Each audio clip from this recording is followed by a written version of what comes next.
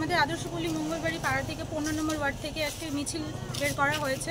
আপনারা সবাই জানেন যে গত 9 আগস্ট আমাদের সবার সাথে এক মর্মাহত ঘটনা ঘটেছে, যেটার জন্য আমরা খুবই দুঃখিত এবং আমরা চাই যাতে পরবর্তীকালে এই জিনিসটা যাতে আর না হয়, এর বিচারের দাবিতে আজকে আমরা সবাই আদর্শপল্লীর মা বোনেরা বেরিয়েছি। এবং শুধু আমাদের আদর্শপল্লীর পাড়া না, গোটা দেশবাসীর, গোটা ভারতবর্ষের গলায় গলায় একটাই স্বর, একটাই ডাক, we want justice, justice for RG Kar. নাম? সঞ্চিতা হালদার।